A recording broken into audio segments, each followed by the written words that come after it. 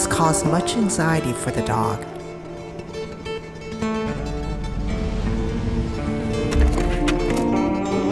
When the dog was told he was being transferred to a different office, he was very relieved and even started to fantasize that this would be a promotion.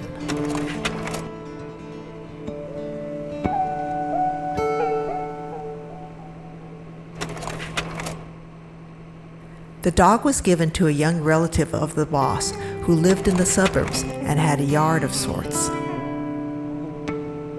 The dog's boss did not do his due diligence. I really enjoyed that film. I liked the ending and the reveal at the end. And I thought the symbolism between like the dog, the guard dog, and the fact that his story kind of relates to individuals that feel like when they get a certain point in their career and technology gets more involved and they don't have the necessary skills or the way to adapt, how they feel like they're obsolete.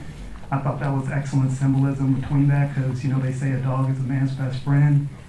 And one thing, though, that was sticking in the back of my mind is the fact that, how she was, at the end they showed her using her hand to switch the projector. Yeah. But throughout the sequence, they were showing, like, the dog's hand. So I was just trying to figure out, like, how they, managed to do that. Like, I was hoping that they would have some sort of device that the lady was using with the dog paws to indicate that that's how she was doing the projector, but I don't know, but I really enjoyed it. I really liked that it told, like, with the old school projector and the clips that it showed, it felt very like an homage to something, and to have like technology be the thing that was what set the dog back ultimately, or like what retired him in quotes, and like having the old school like slide projector with the pictures be how they transition from one to the next. I thought that was like a really interesting like way of going about telling the story and like way of setting it up and like visually representing it. I thought it was a really nice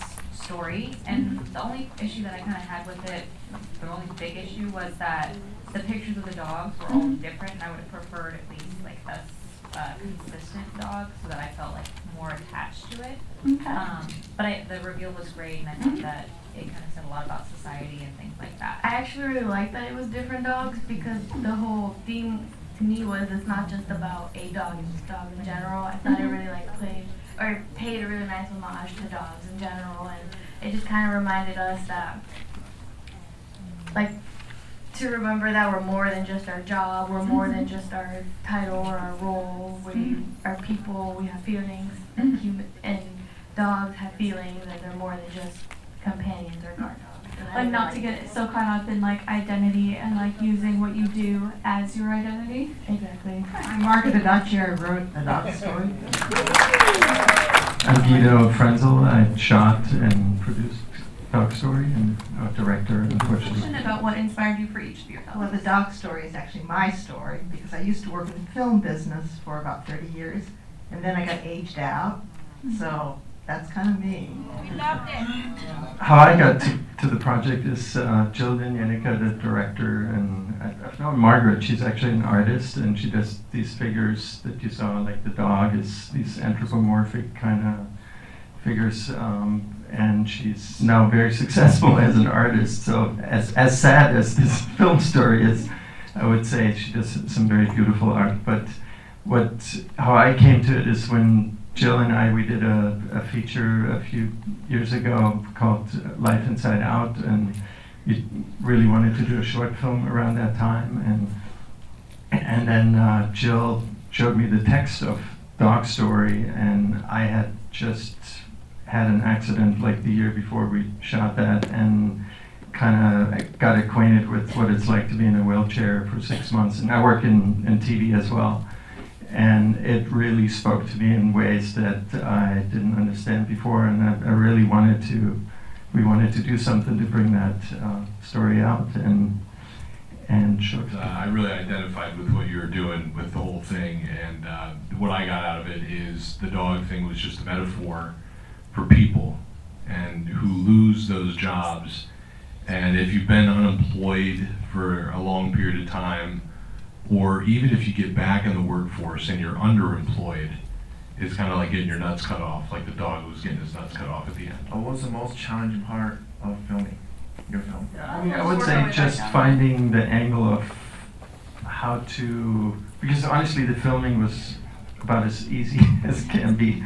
We filmed this with a camera I had at home and just some lights I had at home, and it was very, from all that, like sort of what can make production difficult sometimes, it was it was very liberating actually that we just did it in one night, and really at Jill's place, and you know, editing obviously was a much longer process, but I think just conceptually, I felt that the genesis of this was the hardest part of, like I said, the text was already there and it spoke really well, but the whole slideshow idea, to come up with that and like to find a way to actually translate it, and hopefully it didn't get lost too much in the translation. It was interesting, the two comments on, you know, should it be the same dog on screen, or, because we thought about that too.